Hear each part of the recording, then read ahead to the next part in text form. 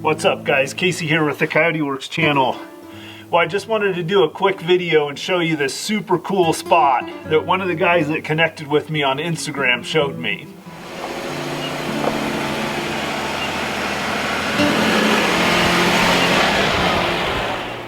Well, I got turned on to this really cool spot by a friend of mine, a guy that connected with me on Instagram. It's just right over here, so let's walk back there and see what we can find.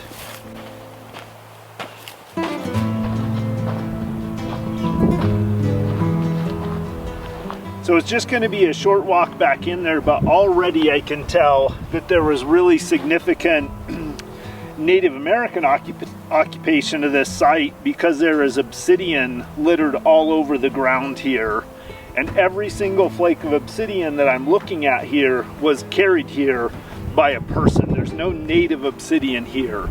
So this site was occupied either by a large number of people or by a few people over a long period of time.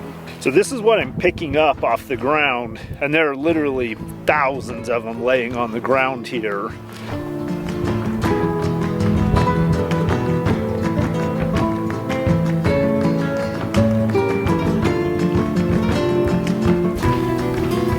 So this is just a really cool spot in here. We've got kind of this rim rock surrounding it with little rock overhangs up in there.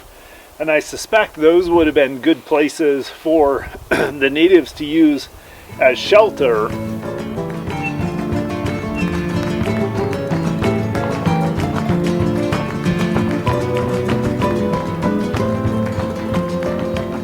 Just kind of looking for any kind of petroglyphs or pictographs on these rock faces up here.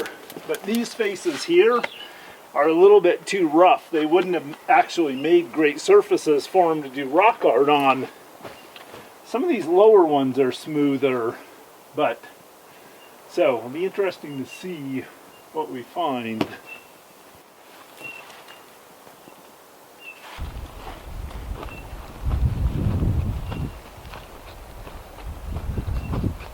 So there's a couple of things I'm looking for back in here. One is obviously any of the pictographs, but another thing is any of these rock faces that look like they might be blackened from smoke. It was really typical for the natives out here to utilize these rock faces like this as shelter. So even if it wasn't a rock overhang, it was still good cover from the wind coming from whatever direction the rock face was. So oftentimes they were places where they built temporary camps under, and then the other thing is oftentimes they were also good places to hunt.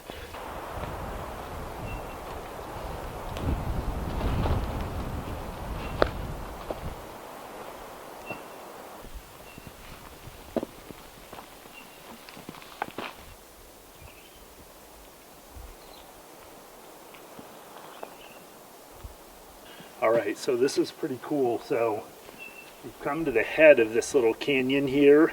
It looks like there may have been an old spring here or some kind of an old water source.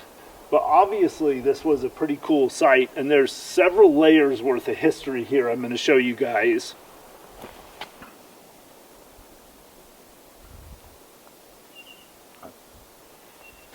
So the first thing that we see about this site is there's a whole bunch of these old barrel stays here. And there's probably enough barrel stays laying around in here for at least a half a dozen barrels or so. So why would these be here? Well, I'm thinking that, and I've recently read a book about the moonshine activity that went on back in these hills during Prohibition. So I'm thinking this could have been a still site. So we're going to look around and see if we see anything else that would support that theory. But I think just the fact that there's so many of these barrel stays around here could be a good indication that there was an old still site here. But I also see a couple of other really cool things that I'm going to show you guys next. Alright, so I'm going to check and make sure there's not a rattlesnake waiting for me underneath that ledge. So check this out. This is so cool. You hardly ever find any of these in this part of the country anymore. This is just incredible. So right here is a pictograph. And there's several more in here I'm going to show you guys. But basically, this is some of the rock art that which means this was a really significant site to the natives. But this looks like some kind of an animal. I can't quite tell if it's like, maybe it was like something that they hunted, like a deer or an elk. But this one has lasted all this time. You can see that it's underneath this rock overhang right here. It's raining right now, but you can see this rock face is dry. So the reason why this pictograph has lasted is because it's not getting direct exposure to the weather. So these were made with coloring that they came up with from the roots and plants out here. So it's actually a fairly delicate dye. So it's pretty amazing when you find one that's still here after all this time. And there's actually a good number of them in this area. So this is really amazing. The more that we look around in here, the more of these petroglyphs or pictographs that we find in here. There's probably dozens and dozens and dozens of them, but also right here where I'm standing, we've got this fire blackened rock on both sides of me. So this obviously was a place where they also built fires and took shelter. But over here we've got some really distinct shapes, a star pattern over here, I think some more animals here. This is all starting to fade over here, but you can still see the red from the Indian paintbrush and the different wildflower dyes that they use to make it. And it's just incredible to stand in here, and as I look around, to keep seeing more and more of them. They're literally all over these rock formations in here, but disappearing so fast. Some of them you can just see faint tinges of red on the rocks, and in other places you can still see distinct shapes. Behind me I've got a couple more of these pictographs here, but one thing that's really important is that you should never touch these. Like even a little bit of like oil from your fingers or disturbing the rock face can really speed up the process of them degrading. I mean, some of these could literally be thousands of years old here. And so it's super cool to find them, but when you find stuff like this, there's also a high degree of responsibility that you have at that point to make sure that you're not a part of them degrading and disappearing. I can't even explain how cool it is to find stuff like this. So here's a good example where you can see some of the years and years worth of smoke has discolored the rocks here. So hopefully you can tell on the camera that right here there's a nice little overhang back here. This would have made a pretty good shelter. I'm completely out of the weather here, and there's actually quite a bit of room back in here. So this was obviously part of the attraction for this site. It would have been part of the attraction for the site for the natives, and then also for the moonshine runners that were back in here. It's a good hidden spot. You can't really see it from, I mean, you pretty much have to walk into it to even know that it's here. There probably, in historic or prehistoric times, there was probably a water source here that's since dried up. It has that look like it maintains moisture. There's a little bit of sawgrass over there. There's some shrubs in here that generally only grow closer to moist areas. So it definitely makes sense that it was occupied by both. This is interesting. An old piece of fairly locally milled timber, rough sawn timber, wedged up here in these rocks. I also found another board down on the ground over there, so that might be more evidence of the Moonshine Still. I just wanted to show you guys, here's a whole pile of these barrel stays down here, and this is actually a little depression back up against here, and while I don't know this is the case, it's actually entirely possible that the wood from these barrels has rotted away over time, and where these barrel stays are is just exactly where the barrels were cached under here. Yeah, there's probably at least two barrels worth of barrel stays right here. Oh, and there's also obsidian flakes all over in here. Yeah, there's a bunch more of these barrel stays right in here, and some other kind of random pieces of metal So this was all stuff left over. Now, the more I hang out in here, the more I'm convinced this was a still site, an old whiskey still site. Whole bunch more barrel stays down there. So, as cool as this site is, with the history of the whiskey still, and then all of the pictographs around here and the native history, there's one more really interesting thing about it. Come on, I'll show you guys.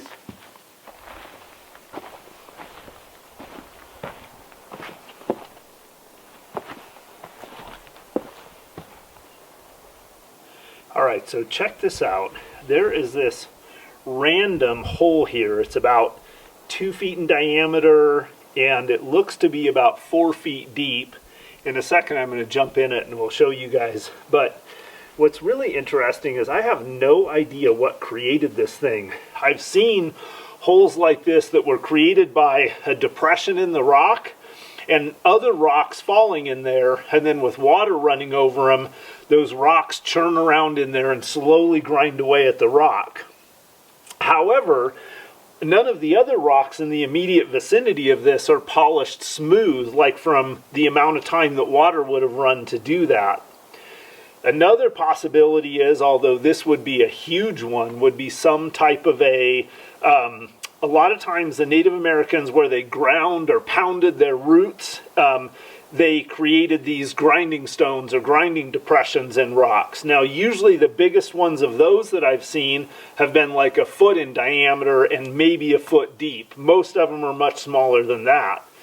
So could this potentially be a really large grinding divot in the rock? I don't know. I tend to doubt it. But I just don't know where the volume of water would have come from to create this hole.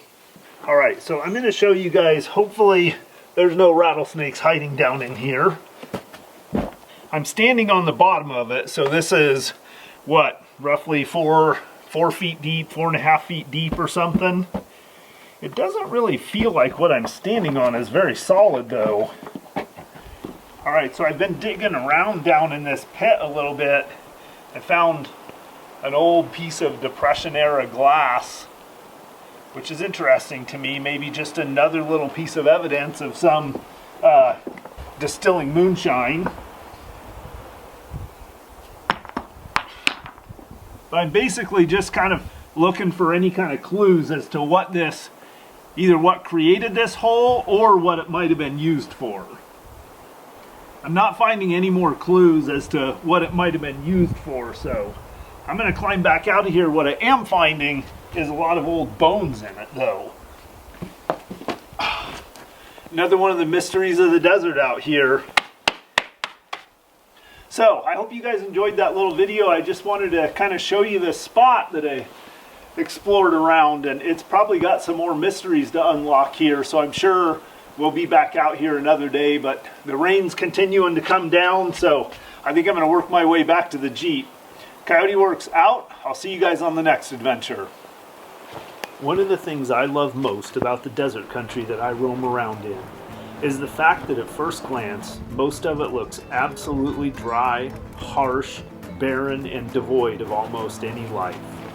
But at the same time, there's literally thousands of years of history of human occupation out there.